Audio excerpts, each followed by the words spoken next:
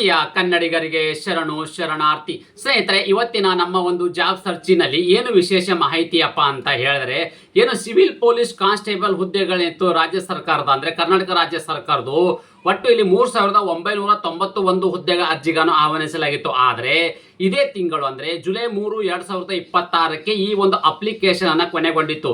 ಆದರೆ ತುಂಬಾ ವಿದ್ಯಾರ್ಥಿಗಳು ಮತ್ತು ರಾಜ್ಯ ಸರ್ಕಾರಕ್ಕೆ ಮನವಿಯನ್ನ ನೀಡಿತ್ತು.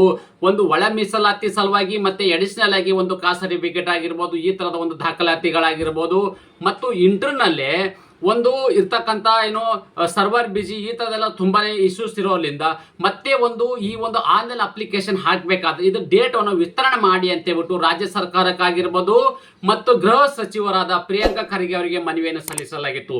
ಈ ಸಾರ್ವಜನಿಕರ ಒಂದು ಹಿತಾಸಕ್ತಿಯ ಒಂದು ಅರ್ಜಿಯ ಮೇರೆಗೆ ರಾಜ್ಯ ಸರ್ಕಾರವು ಅದಕ್ಕೆ ಸ್ಪಂದಿಸಿ ಒಂದು ಪ್ರಿಯಾಂಕ್ ಖರ್ಗೆ ಅವರು ಒಂದು ಇರ್ತಕ್ಕಂಥ ಸಿವಿಲ್ ಅಂದ್ರೆ ಪೊಲೀಸ್ ಇಲಾಖೆಗೆ ನಿರ್ದೇಶನ ನೀಡಿದ್ದಾರೆ. ಈ ಒಂದು ಅರ್ಜಿ ಸಲ್ಲಿಕೆ ದಿನಾಂಕವನ್ನು ಮತ್ತೆ ನೀವು ವಿಸ್ತರಣೆ ಮಾಡಿ ಅಂತ ಹೇಳ್ಬಿಟ್ಟು ಅದ್ರ ಬಗ್ಗೆ ನಾನು ಇಲ್ಲಿ ಮಾಹಿತಿ ಕೊಡ್ಲಿಕ್ಕೆ ಬಂದಿದ್ದೀನಿ. ಸ್ನೇಹಿತರೆ, ಯಾರೆಲ್ಲ ಇಲ್ಲಿ ಗಂಟ ನೀವು ಈ ಒಂದು ಅರ್ಜಿ ಸಲ್ಲಿಸಬೇಕಾದ್ರೆ ಮಿಸ್ ಆಗಿದೆ ಅಂತ ಒಂದು ಅಭ್ಯರ್ಥಿಗಳಿಗೆ ಇದು ಸುವರ್ಣ ಅವಕಾಶ ಅಂತ ಹೇಳಬಹುದಾಗಿದೆ.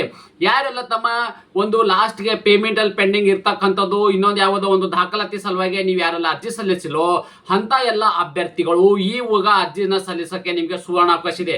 ಸ್ನೇಹಿತರೆ, ನೆನಪಿಟ್ಟಿಕೊಳ್ಳಿ, 3991 ಹುದ್ದೆಗಳಿರ್ತಕ್ಕಂಥ ಸಿವಿಲ್ ಪೊಲೀಸ್ ಕಾನ್ಸ್ಟೇಬಲ್ ನೇಮಕಾತಿ ಇರ್ತಕ್ಕಂಥ ಹುದ್ದೆಗಳು.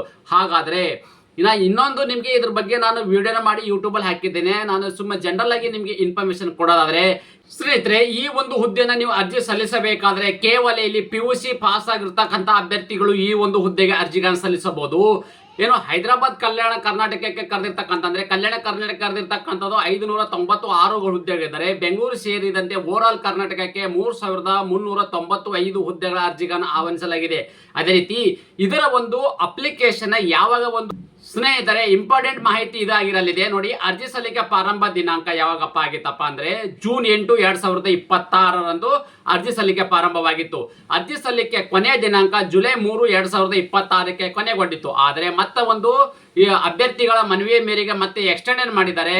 ಅರ್ಜಿ ಶುಲ್ಕ ಪಾವತಿ ಕೊನೆಯ ದಿನಾಂಕ 4 ಜುಲೈ 2026ರಾಗಿತ್ತು. ಆದರೆ ಈಗ ತಾವುಗಳು ಗಮನಿಸಬೇಕಾಗಿರೋದು, ಅರ್ಜಿ ತಿದ್ದುಪಡಿ ಮಾಡುವ ಮತ್ತು ಅರ್ಜಿ ಸಲ್ಲಿಸುವ ದಿನಾಂಕ ಕೂಡ ಇಲ್ಲಿ ಎಕ್ಸ್ಟೆಂಡ್ ಮಾಡಿದ್ದಾರೆ. ಜುಲೈ 10, 2025ರಿಂದ ಜುಲೈ 13, 2026ರವರೆಗೆ ನೋಡಿ.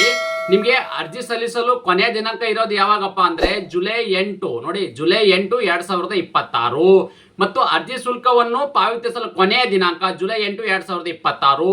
ಅರ್ಜಿ ತಿದ್ದುಪಡಿ ನೀವು ಅರ್ಜಿ ಹಾಕಿರ್ತಕ್ಕಂಥ ಅಭ್ಯರ್ಥಿಗಳಲ್ಲಿ ಅದು ಏನಾದ್ರು ಮಿಸ್ಟೇಕ್ ಮಾಡಿದ್ರೆ, ಅರ್ಜಿ ಸಲ್ಲಿಸಬೇಕಾದ್ರೆ ಯಾವ್ದಾದ್ರು ಮಿಸ್ಟೇಕ್ ಮಾಡಿದ್ರೆ ನಿಮಗೆ ಅದು ತಿದ್ದುಪಡಿ ಮಾಡಕ್ಕೆ ಜುಲೈ 10, 2026ರಿಂದ ಜುಲೈ 13, 2026ರವರೆಗೆ ನಿಮ್ಗೆ ಇಲ್ಲಿ ಕಾಲಾವಕಾಶವಿದೆ ನೀವು ಅಪ್ಲಿಕೇಶನ್ ತಿದ್ದುಪಡಿ ಮಾಡಕ್ಕೆ.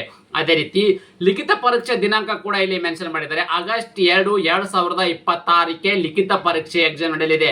ಸ್ನೇಹಿತರೆ, ಯಾರೆಲ್ಲ ಈ ಒಂದು ಹುದ್ದೆಗೆ ಅರ್ಜಿ ಸಲ್ಲಿಸಕ್ಕೆ ವಂಚಿತರಾಗಿದ್ದೀರೋ ಅಂತ ಎಲ್ಲ ಅಭ್ಯರ್ಥಿಗಳಿಗೆ ಈ ವಿಡಿಯೋನ ಶೇರ್ ಮಾಡಿ. ಯಾಕಪ್ಪ ಅಂದ್ರೆ ಇದು ಎಷ್ಟೋ ಜನ ಒಂದು ಪೊಲೀಸ್ ಇಲಾಖೆಯಲ್ಲಿ ಸೇವೆ ಮಾಡಬೇಕು ಅಥವಾ ಪೊಲೀಸ್ ಇಲಾಖೆ ಒಂದು ಜಾಬ್ ಅನ್ನ ಪಡೆದುಕೊಳ್ಳಬೇಕು ಅನ್ನೋಗೋಸ್ಕರ ಎಷ್ಟೋ ಜನ ಕನಸನ್ನು ಕಾಣ್ಕೊಳ್ತಾ ಇದ್ರಿ. ಅದಕ್ಕೆ ಆದ ಕೋಚಿಂಗ್ ಅನ್ನ ಮಾಡ್ತಾ ಇದ್ರಿ, ಅದಕ್ಕೆ ಆಗಿರ್ತಕ್ಕಂಥ ಒಂದು ಫಿಸಿಕಲ್ ಫಿಟ್ನೆಸ್ ಅನ್ನ ತಯಾರು ಮಾಡ್ತಾ ಇದ್ರಿ. ಅಂತ ಎಲ್ಲ ಅಭ್ಯರ್ಥಿಗಳಿಗೆ ಈ ವಿಡಿಯೋನ ಶೇರ್ ಮಾಡಿ. ಯಾಕಪ್ಪ ಅಂದ್ರೆ ಯಾರು ಕೂಡ ಈ ಒಂದು ಹುದ್ದೆಯಿಂದ ಅರ್ಜಿ ಸಲ್ಲಿಸಿಲ್ಲ ಅಥವಾ ಎಕ್ಸ್ಟೆಂಡ್ ಆಗಿರೋದು ಮಾಹಿತಿ ನನಗೆ ಗೊತ್ತೇ ಇಲ್ಲ ಅಂತ ಹೇಳ್ಬಿಟ್ಟು ಯಾರು ಕೂಡ ನನಗೆ ಕಮೆಂಟ್ಸ್ ಮಾಡಬೇಡಿ. ಯಾಕಪ್ಪ ಅಂದ್ರೆ ಹೆಚ್ಚು ಜನಕ್ಕೆ ಈ ವಿಡಿಯೋನ ಶೇರ್ ಮಾಡಿ. ಈ ಮಾಹಿತಿ ಎಲ್ಲರಿಗೆ ನಿಮಗೆ ಇದರಲ್ಲಿ ಕೂಡ ಹೆಚ್ಚರಲ್ಲಿ ಎಷ್ಟು ಜನ ಇದ್ರಾಗೆ ಹೊಸದಾಗಿ ಅರ್ಜಿಗಳನ್ನು ಸಲ್ಲಿಸ್ತಾ ಇದ್ರಿ ಬೇಗನೆ ಕಮೆಂಟ್ ಮಾಡಿ. ನಮ್ಮ ಕಡೆ ಏನಾದರೂ ಸಹಾಯ ಬೇಕಾದ್ರೆ ನಾನು ನಿಮಗೆ ಹೆಲ್ಪ್ ಅನ್ನ ಮಾಡಬಹುದಾಗಿದೆ. ಅದೇ ರೀತಿ ನಾನು ಕೊಟ್ಟಿರ್ತಕ್ಕಂಥ ಉದ್ಯೋಗ ಮಾಹಿತಿ ನಿಮ್ಗೆ ಇಷ್ಟವಾಗಿದ್ದರೆ ನಿಮ್ಮ ಫ್ಯಾಮಿಲಿಗೂ ಫ್ರೆಂಡ್ಸ್ಗೂ ಶೇರ್ ಮಾಡೋದನ್ನ ಮರೆಯದಿರಿ. ಧನ್ಯವಾದ.